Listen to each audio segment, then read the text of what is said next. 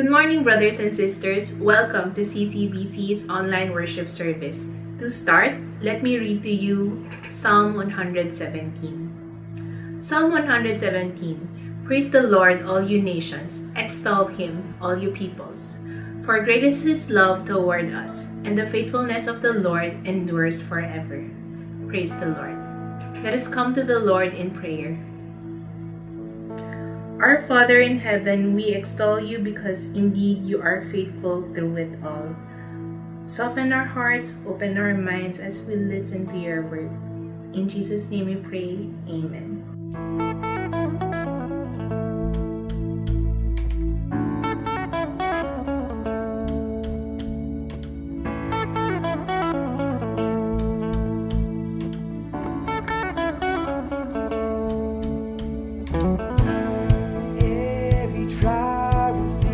Your glory, every nation bow before you. All our treasures turn to ashes in the light of you.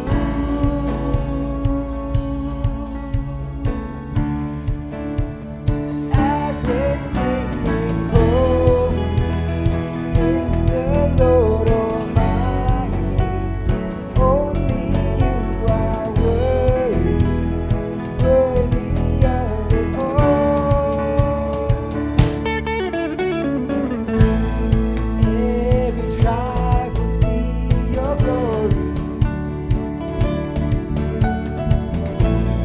Every nation bow before you.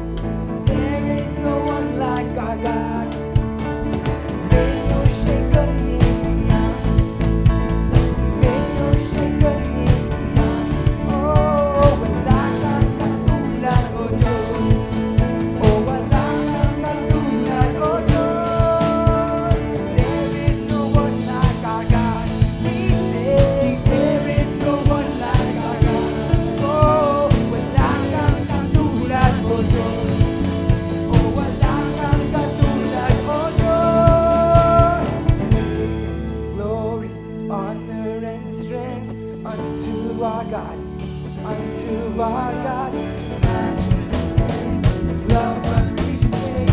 This is our God. Every tribe sing praises, Lord, honor and strength. Unto our God, matchless, endless love unrestrained. This is our God. Every tribe sing, there is no one like our God. There is no one like our God.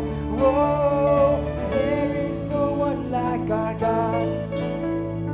There is no one like our God.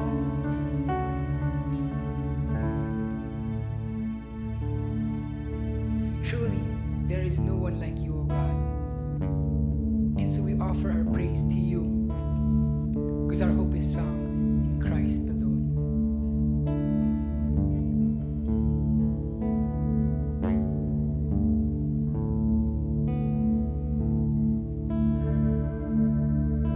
In Christ alone, my hope is found. He is my light, my strength, my soul, His cornerstone, His solid ground. From through fiercest drought and storm, what heights of love, what depths of peace, when fears are stilled, when striving cease. Comforter, my all in all, here in the love of Christ I'll stand.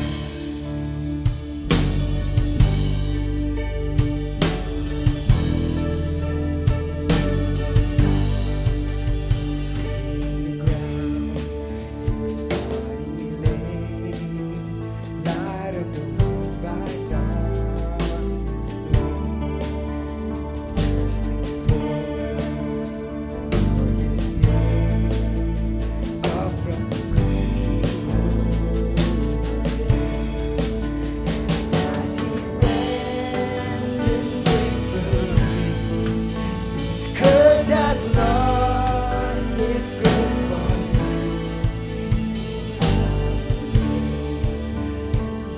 His life, bought with the precious blood of Christ.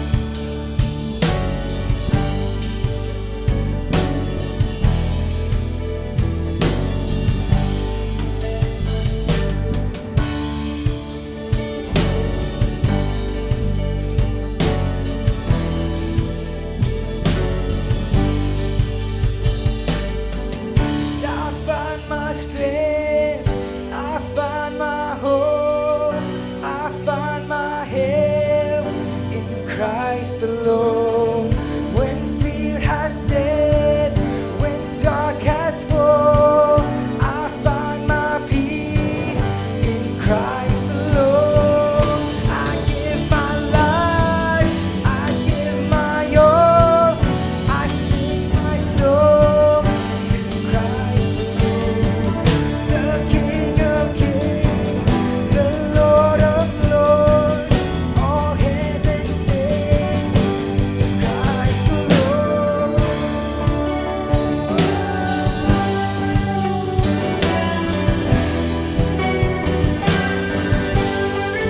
To Christ alone.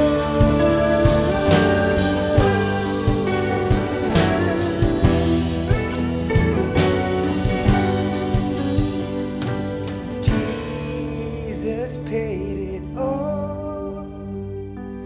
Oh, to Him I owe. Sin had left a crimson stain. He washed it white as snow.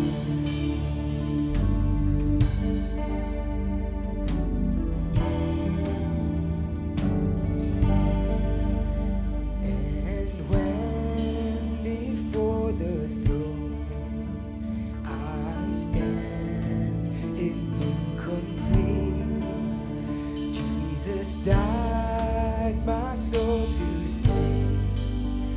My lips shall still repeat, 'cause Jesus paid it all. Oh, to Him I owe. Sin had left a crimson stain. He washed it white as snow.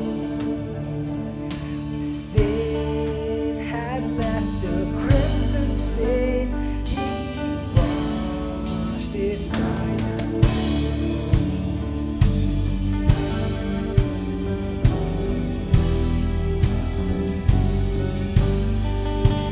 Christ alone.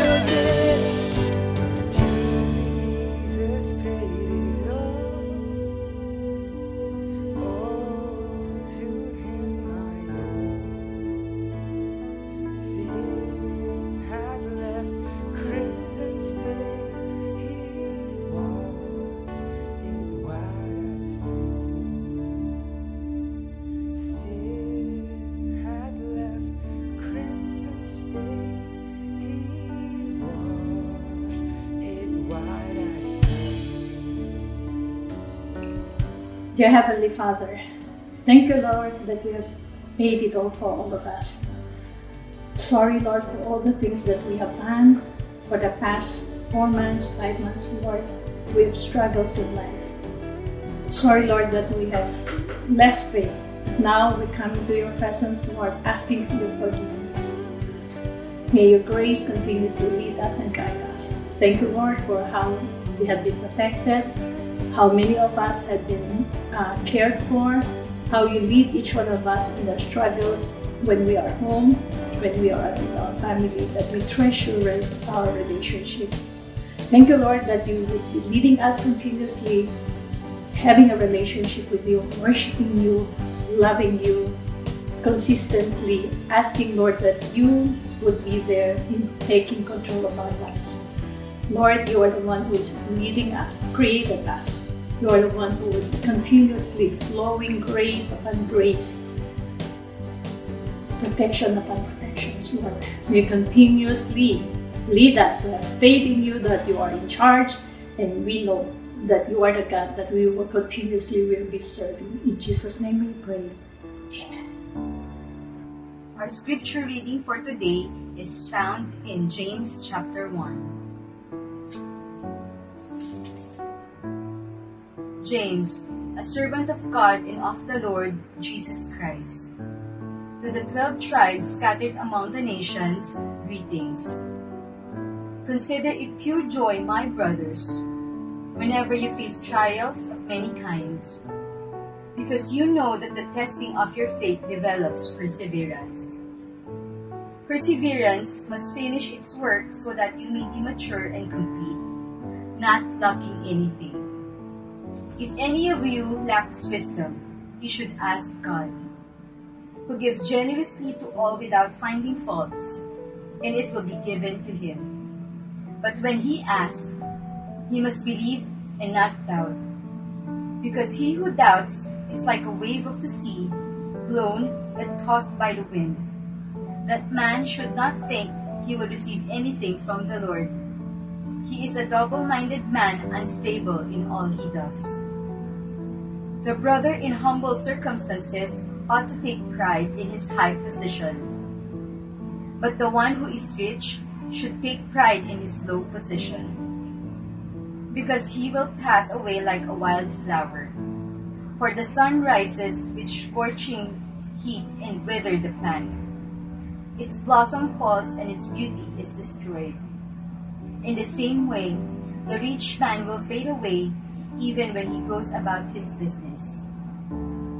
Blessed is the man who perseveres under trial, because when he stood the test, he will receive the crown of life that God has promised to those who love him. When tempted, no one should say, God is tempting me. For God cannot be tempted by evil, nor does he tempt anyone. But each one is tempted by his own evil desire. He is dragged away and enticed. Then, after desire has conceived, it gives birth to sin, and sin, when it's fully grown, gives birth to death. Don't be deceived, my dear brothers. Every good and perfect gift is from above, coming down from the Father to the heavenly lights, who does not change like shifting shadows. He chose to give us birth through the word of truth, that we may be a kind of first fruits of all he created. This is the word of the Lord. Good morning.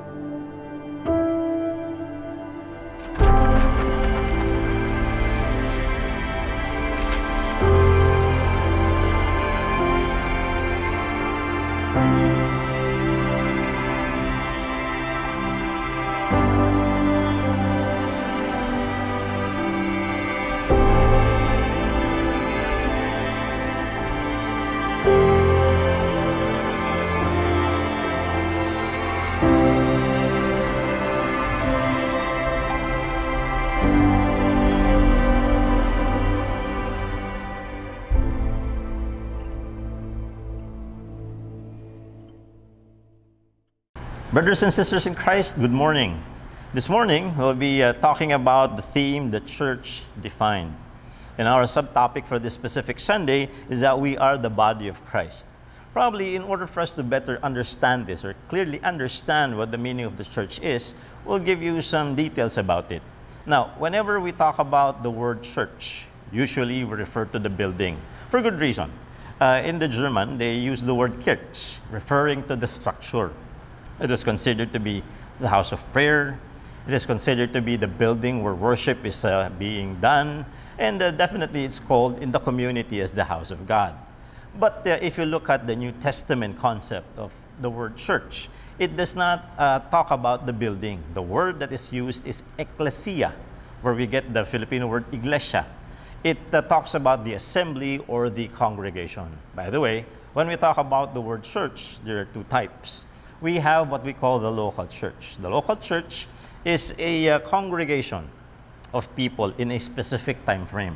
And these are people inside the group wherein the attendees can be believers, the members. There are also people who are invited, which are sympathizers. They would like to learn.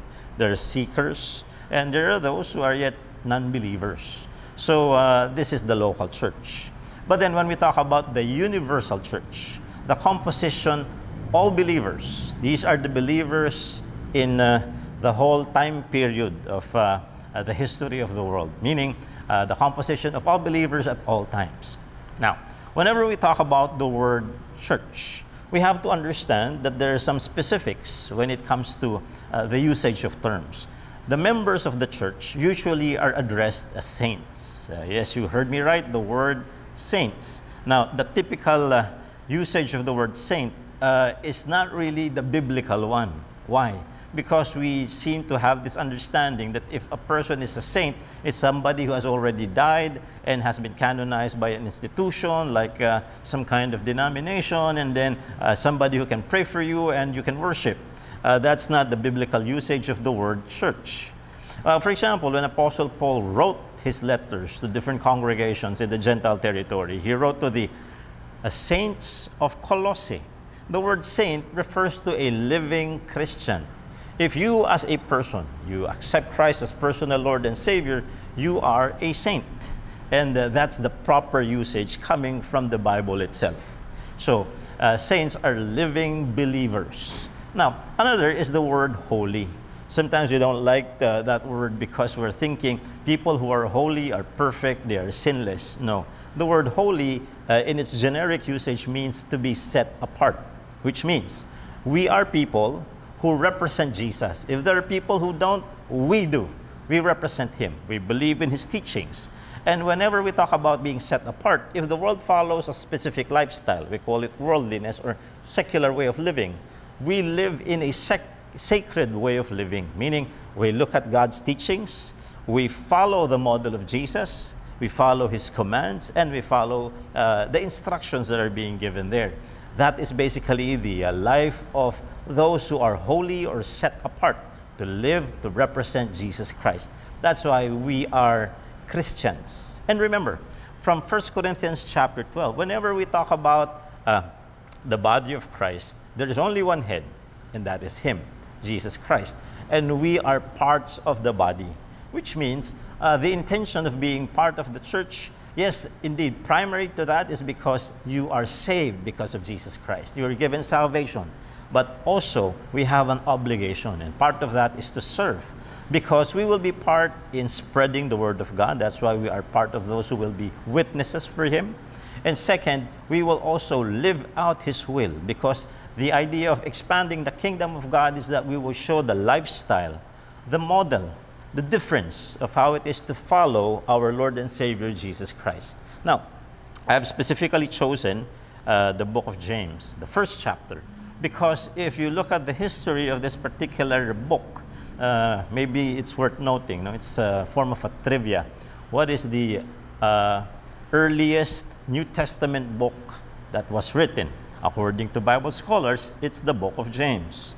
Maybe you're saying, but in the order of how the books are placed in the Bible in the New Testament, it's Matthew, Mark, Luke, and John. Well, those are the Gospels. And they are narratives about the life, works, and ministry of Christ. But when we talk about the earliest, when it comes to dating, many Bible scholars are saying it is James. Now, this particular book, I would like you to be clear on this, is not written to teach people how to be saved. The book of James was written to the believers, how they have to conduct themselves, how they should live their lives, and how they are to submit their will to Jesus Christ. Now, as a starter, we will be looking at verses 1 to 8 of chapter 1 of James. And this is what we can find. James, a servant of God and of the Lord Jesus Christ, to the 12 tribes scattered among the nations. Consider it pure joy, my brothers and sisters, whenever you face trials of many kinds, because you know that the testing of your faith produces perseverance. Let perseverance finish its work so that you may be mature and complete, not lacking anything. If any of you lacks wisdom, you should ask God, who gives generously to all without finding fault, and it will be given to you. But when you ask, you must believe and not doubt, because the one who doubts is like a wave of the sea, blown and tossed by the wind. That person should not expect to receive anything from the Lord. Such a person is double-minded and unstable in all they do. Now, probably in connection to the writing of James, we have to realize that the church, its function is not only what we call supernatural. Its function is also practical. What do I mean? Usually when we talk about the power of the church, we're always thinking about supernatural capabilities and giftings. Well, I'm not going to put that aside. True enough, if you read the book of Acts and also the different narratives about the life of the early believers, God was able to use the believers whose lives were actually prepared by the Lord. So remember, you don't manipulate the gifts. The gifts will be given by God if your life is prepared. It is in connection to the Master, using your life as His vessel or His instrument to serve Him. Now, but there's a second thing. The power of the believers also emanates from their testimony. If we are going to be effective, we have to represent Jesus Christ well. And to be able to do that, we have to have a good testimony. I might not be perfect.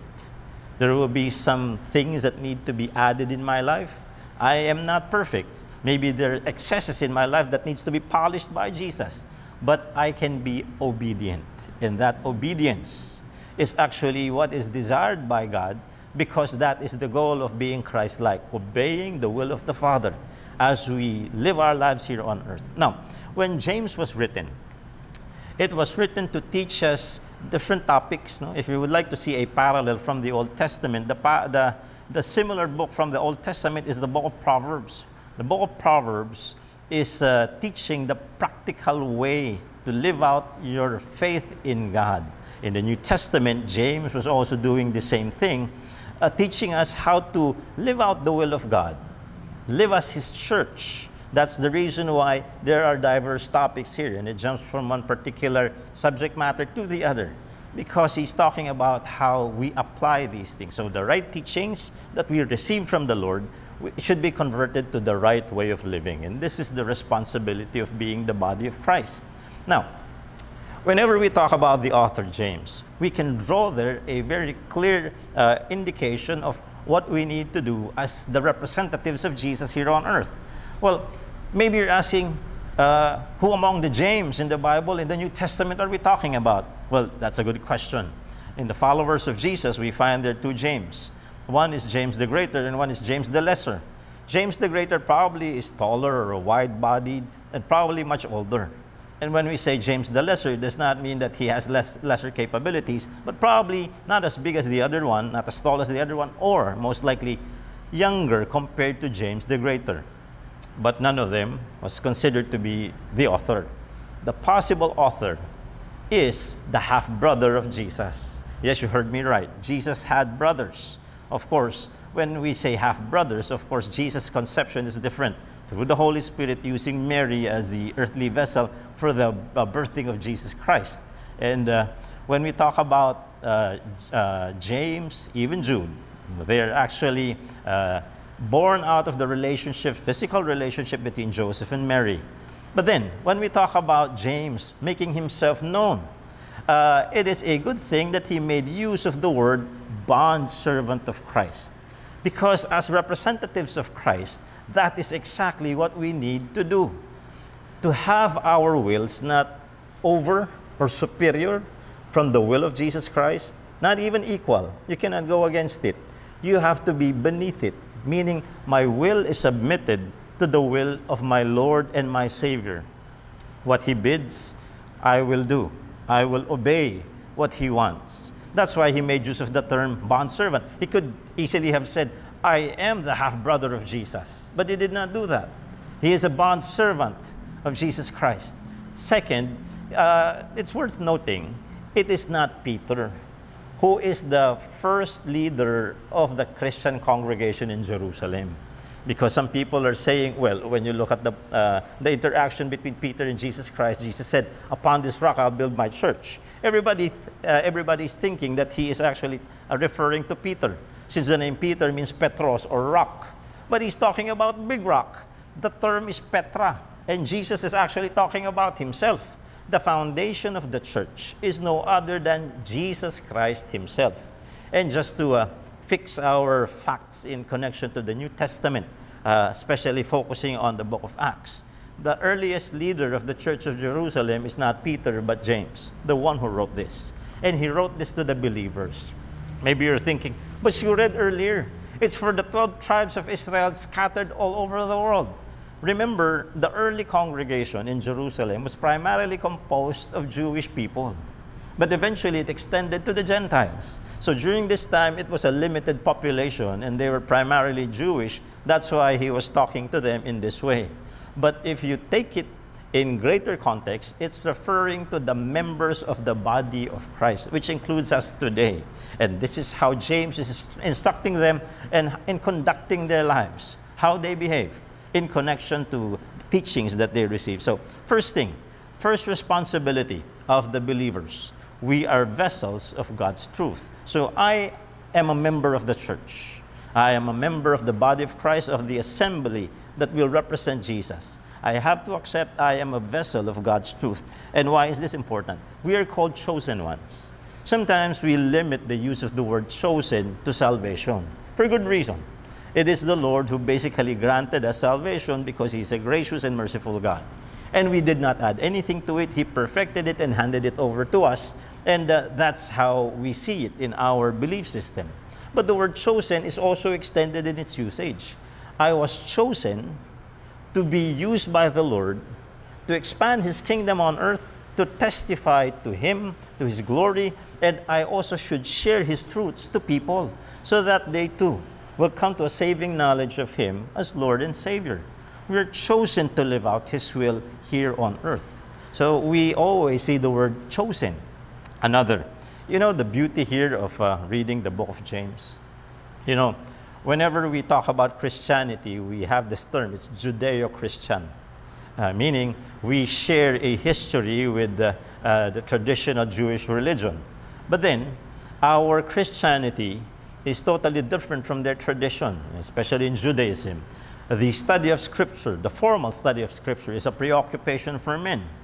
And when you look at the early church, it refers, whenever it uses the word brethren, actually the translations we find there, our brothers and sisters in Christ. Meaning, it speaks of both the men and the women who compose the assembly. We all have the privilege of learning the truths coming from Jesus Himself. And that is the revealed word. Why is that important?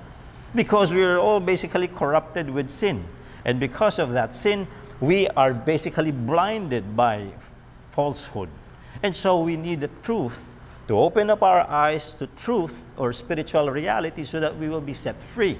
And what are basically our enslavement? Well, there's superstition. The folkloristic definition of superstition is fear of demons.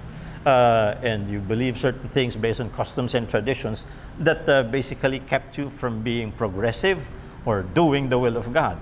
Sometimes it's in connection to our intuition. We think we are doing what is right. We think that we are acting in accordance to God's will. Then we realize from reading His Word, the revealed Word coming from God Himself, we are wrong.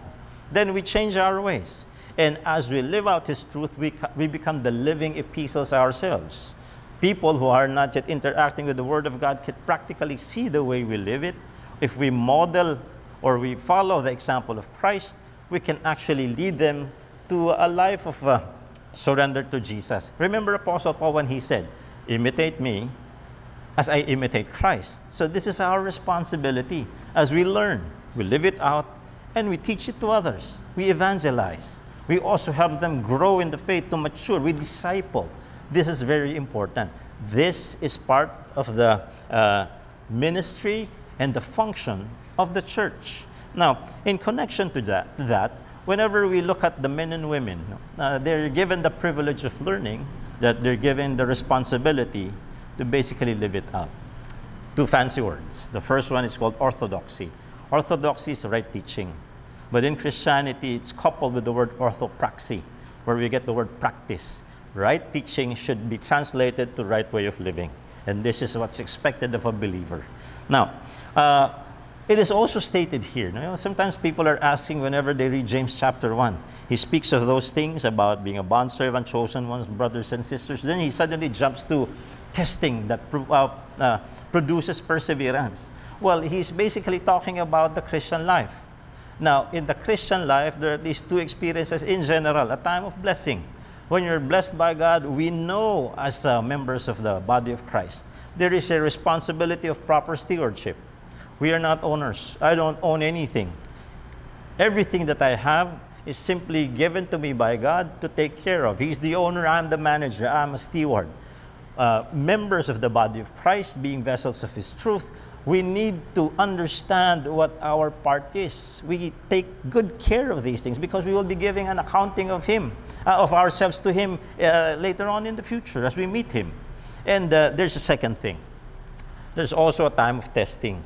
Usually the time of testing, we avoid this. Why? Because it involves pain, it involves suffering, it involves a lot of discomfort. But you know what? The members of the body of Christ, they have a goal. It's Christ-likeness, or sometimes the technical term is also sanctification. What is that? Maturity in the faith. And in order for that to happen, you have to realize that there are at least 3 steps. The first step is your current station of life.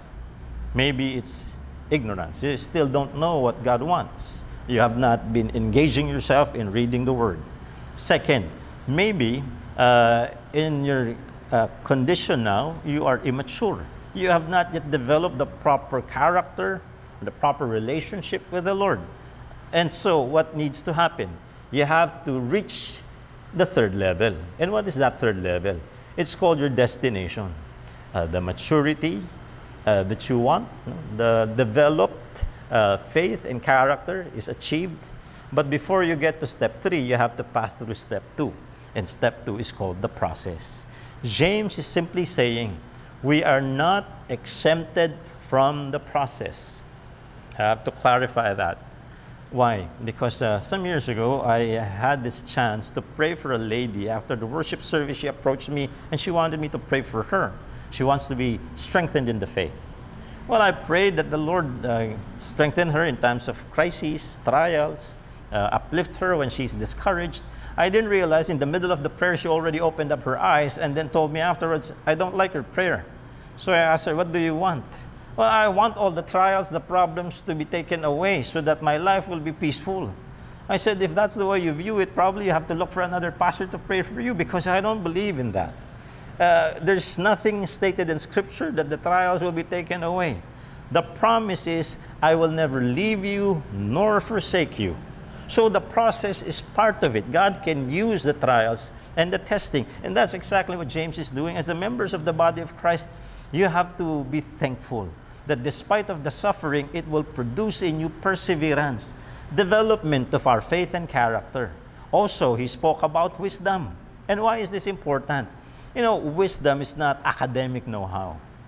when we talk about wisdom, usually in reference to the Bible, it has something to do with the principles learned from the Lord that we can use for judgment, so that I can choose what God wants from something that He does not like. So whenever I'm going to make a decision, it's going to be a wise decision because it's going to be geared towards God's will and not contrary to it. Now, whenever He talks about wisdom here, if you are lacking it, then you ask from the Lord. Because many are asking, He talked about trials, now He talks about wisdom. Wisdom here has something to do with the promises and the principles of God. Whenever you're undergoing something intense, a crisis point in your life, everything is blurry. You don't know what to do. But then as you read the Word of God, what do you find? You find comfort. What do you find? You find confidence that in the Lord you are loved, in the Lord you're special, and He has a plan for you, a hope in the future. And these things are very important. And the Lord will teach you the principles to be able to overcome the challenge. Why? As we undergo the process, some of us actually, it is revealed. No? Sabi nga, one particular author is saying, crisis does not make a man, it only reveals him. When we undergo crisis, then we discover we're immature. But then, what is the Lord's intention now? He is saying, now, because these things will happen, the weak points in your life will be revealed. Now you know, when you read the characters in Scripture, what is expected of a believer, how it is to conduct my life in the midst of crises, if I'm a representative of Christ. And not only that, whenever we talk about the principles here, we need to also realize that if we move step by step, we will come out of this particular testing victorious. And that's indeed how to represent Jesus Christ. There is victory over sin and victory over the temptation of this world. And of course, a victory over the trials. This is basically what the Lord wants His church to have. Now, the second part that we would like to talk about is James chapter 1, this time verses 9 up till 18. Allow me to read that portion to you. Believers in humble circumstances ought to take pride in their high position, but the rich should take pride in their humiliation, since they will pass away like a wildflower. For the sun rises with scorching heat and withers the plant. Its blossom falls and its beauty is destroyed. In the same way, the rich will fade away even while they go about their business. Blessed is the one who perseveres under trial, because having stood the test, that person will receive the crown of life that the Lord has promised to those who love Him. When tempted, no one should say, God is tempting me. For God cannot be tempted by evil, nor does He tempt anyone. But each person is tempted when they are dragged away by their own evil desires and enticed. Then after desire has conceived, it gives birth to sin. And sin, when it is full grown, gives birth to death. Don't be deceived, my dear brothers and sisters. Every good and perfect gift is from above, coming down from the Father of the heavenly lights, who does not change like shifting shadows. He chose to give us birth through the word of truth, that we might be a kind of first fruits of all He created. Now, in connection to the topic, we are the body of Christ, this is the second thing expected about believers. We will be a vessel of God's model. So as a part of the assembly or the congregation of believers, I will be a vessel of God's model. And what is shown in the Bible? Well, the first thing, in simplicity, the Lord is teaching us contentment. You know, sometimes we get a misunderstanding of the teachings of Jesus, because whenever the passages are quoted, it's not quoted completely. For example, some are saying, blessed are the poor. So eventually, everybody's thinking about the socioeconomic class, those who don't have material possessions. But that's not what Jesus taught in Matthew chapter 5 or the Sermon on the Mount or the Beatitudes. He said, blessed are the poor in spirit. Why was He saying that? Because those who are actually believers in Christ need to live a life of humility. Why is there a need for humility? 3 reasons. If I am a believer, I need to be humble to accept that I am a sinner and I need to be forgiven. A person who does not have humility will not accept fault. Second, I need to accept I cannot save myself. I need a Savior, and that's the design. We will get to have a relationship with Christ as Lord and Savior, and that will be our salvation. And third, the Bible is full of commands coming from God. A person with no humility will not obey or follow such directives because that person will rebel against the will of God, will neglect it. But a member of the body of Christ, a responsible member of the body of Christ, will obey the commandments because his will is again submitted to the will of God. He's willing to do what his master commands of him. Now, that is important to know. So, the second, sometimes we're thinking that when Christ talks about the rich, being rich is a bad thing. We have to clarify it first. Otherwise, we will have a misunderstanding of the teachings of Jesus. When you're doing things according to God's will, in His own timing, He blesses. One of the blessings that He can give are material blessings. So, does it mean that when I had lived a simple life and then eventually got materially blessed by the Lord, made to be a manager of more material things, it's suddenly I am a bad person? That's not the case. What Jesus is trying to tell people here, do not allow yourself to be bloated by the effects of being entrusted with more. Be humble. That's why in humility there has to be an acceptance. There are three things, according to a human behaviorist, that makes a person feel superior compared to others. And that's also the reason why many people befriend them, because of these particular factors. The first one is wealth. If you have money, then you can distribute material things, and people would like to be close to you. Second, power. If you're a person in a position of influence, you have power, people would like to be close to you. They name drop you. Most of the time, they would like to be associated with you because they're protected. And third is popularity, because it rubs off on people. If you're close with a popular person, then somehow you become popular yourself. And we like the feeling of being considered to be popular. But the fact is, if these are the reasons why we come together, then it is futile. This is how the world operates.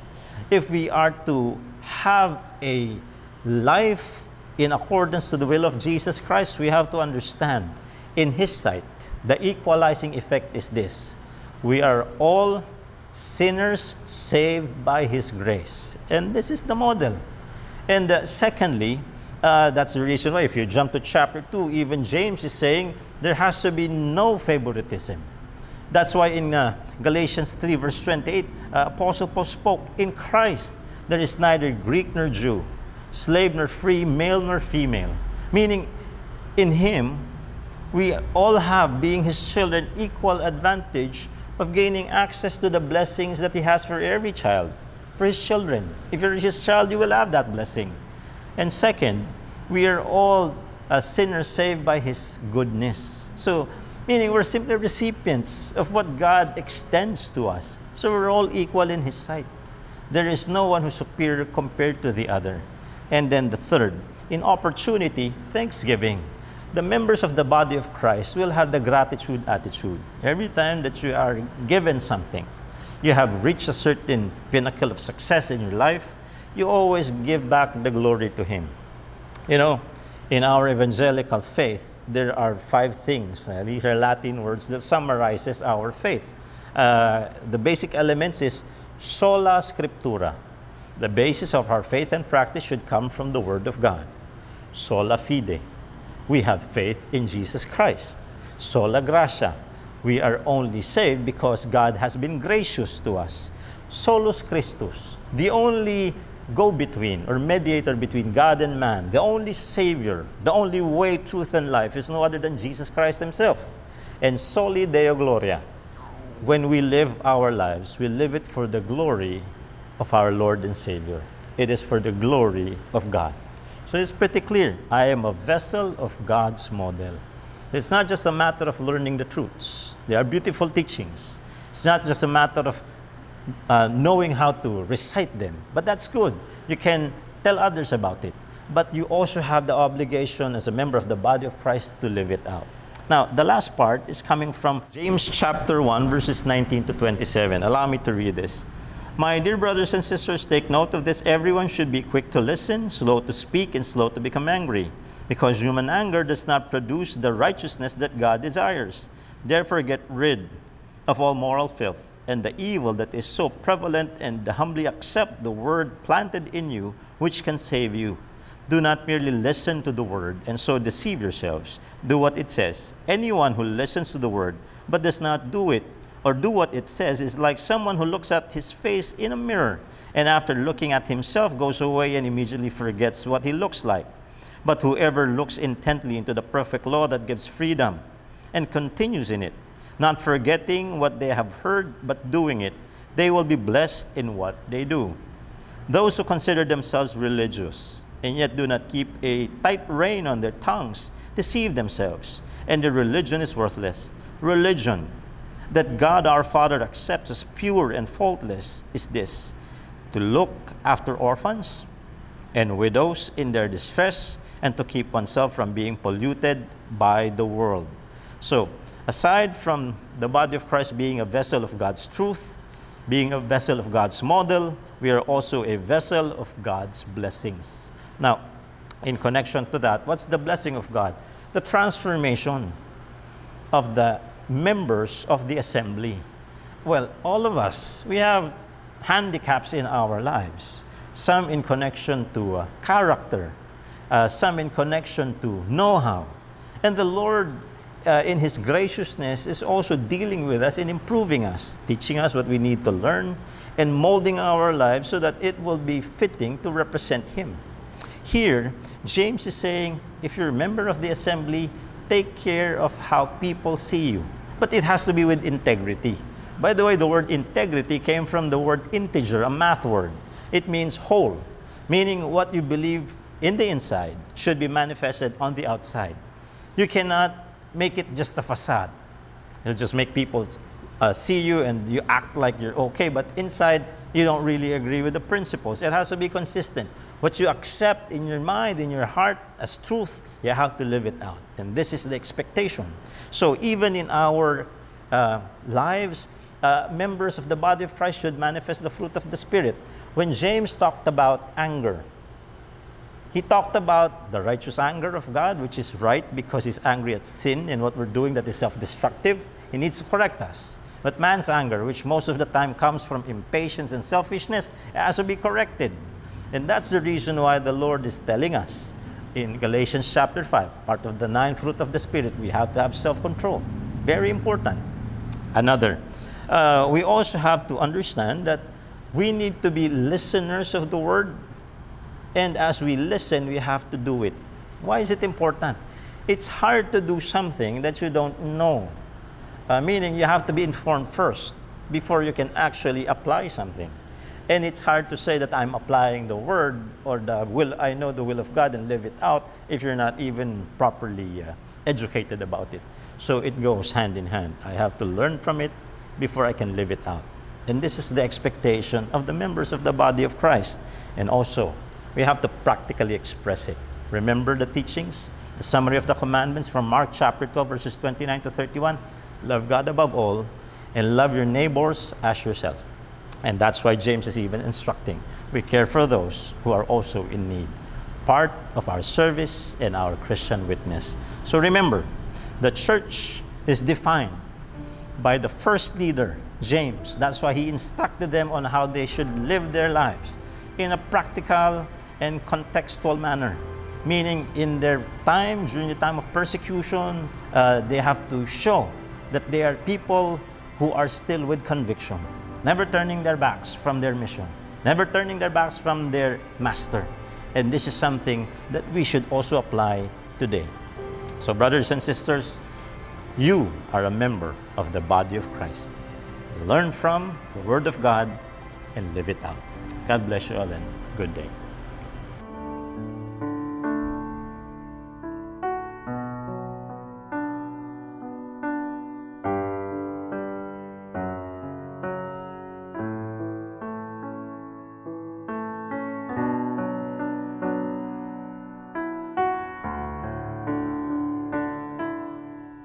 Let us continue to be in an attitude of worship as we come before the Lord's table and as we observe communion together. So let us prepare our hearts for this morning's communion. I hope that you have your bread ready as well as the cup as we all together partake. Allow me to read from Matthew 26, 26 to 29. Now as they were eating, Jesus took bread, after blessing it, broke it, and gave it to the disciples, and said, "Take, eat, this is my body." And he took a cup, and when he had given thanks, he gave it to them, saying, "Drink it, all of you, for this is my blood of the covenant, which is poured out for many for the forgiveness of sins. I tell you, I will not drink it again of this fruit of the vine until that day when I drink it anew with you in my Father's kingdom." Communion is a time for us to remember what the Lord has done for us through His death and resurrection. It is also a time for us to commune with each other. Although at this time we are communing separately in our respective rooms, in our respective houses, yet we are one in spirit, we are one in the Lord as we observe communion. As we prepare to come to the Lord's table, we should recognize it also as a time for us to reflect on our lives before Him. We should not be hasty in partaking. We should also take time to search our hearts. Paul said in 1 Corinthians 11, "Whoever therefore eats the bread or drinks of the cup of the Lord in unworthy manner will be guilty concerning the body and blood of the Lord. Let a person examine himself then, and so eat of the bread and drink of the cup. For anyone who eats and drinks without discerning the body eats and drinks judgment on himself." So why don't we at this time take a minute and ask the Holy Spirit to search our hearts. If there's any sin that we need to confess, then let us confess it to the Lord and receive His forgiveness before we partake.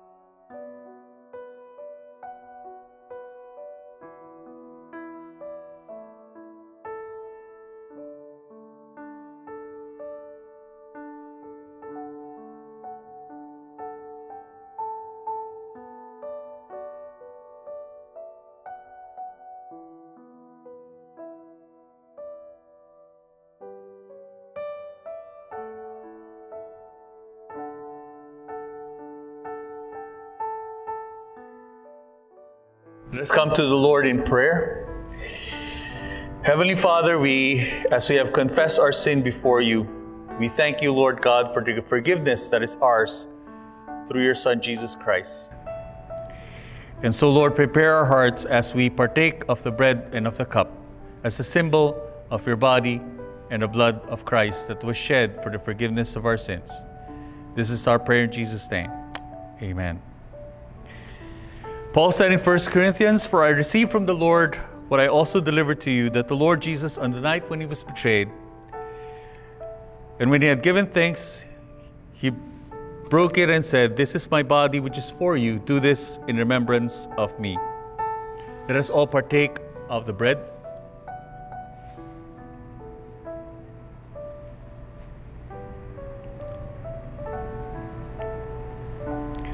In the same way also He took of the cup after supper, saying, "This cup is the new covenant in my blood.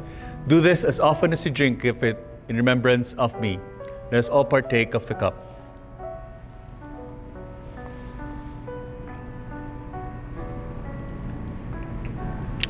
And sa kapantaw kito, let's all pray. Heavenly Father, we thank you, Lord, that even though we may be worshiping online with our families and not meeting together with our brethren, with our brothers and sisters in Christ, yet we are one in spirit, and where we are is holy ground, and we could celebrate communion together, though virtually. Lord, we thank you for the body that was broken and the blood that was poured out for the forgiveness of our sins. And yes, every time that we partake of it, we remember what you have done for us on the cross 2,000 years ago.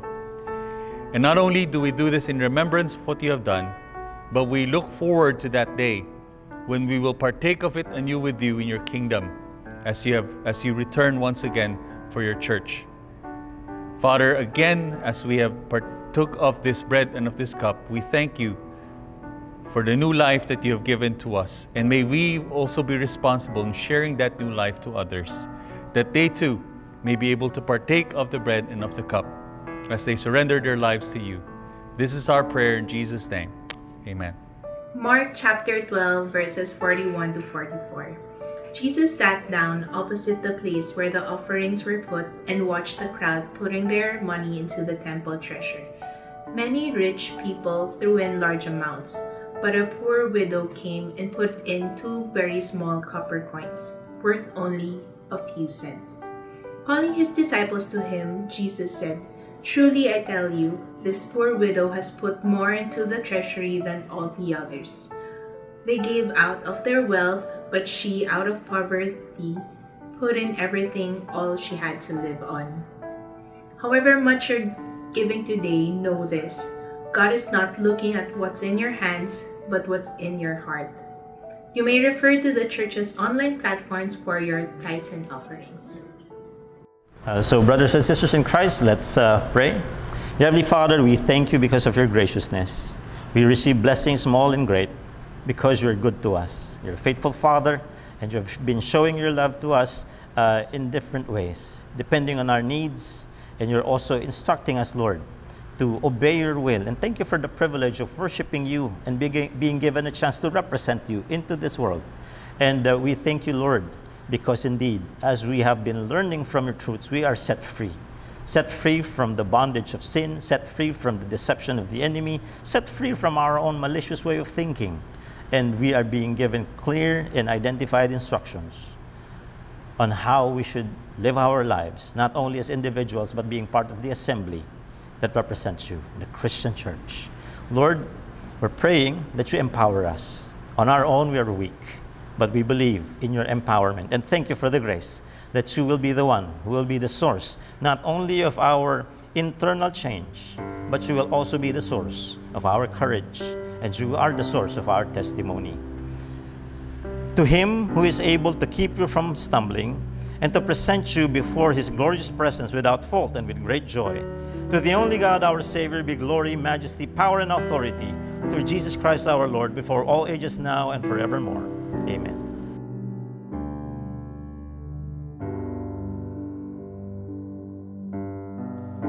The Lord bless you and keep you, make his face shine upon you and be gracious to you. The Lord turn his face toward you and give you peace.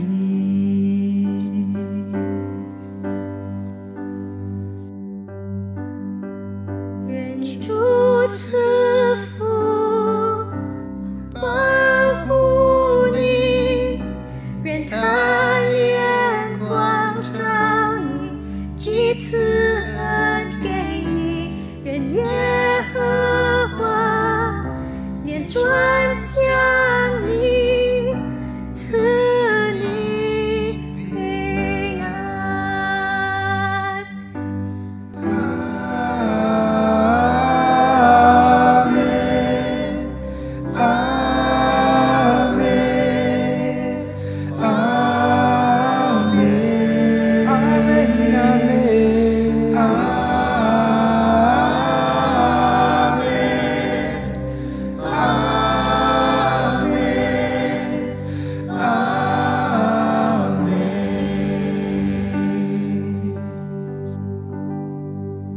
Once again, it has been a pleasure worshiping with you, brothers and sisters, and we hope to see you again next week. God bless.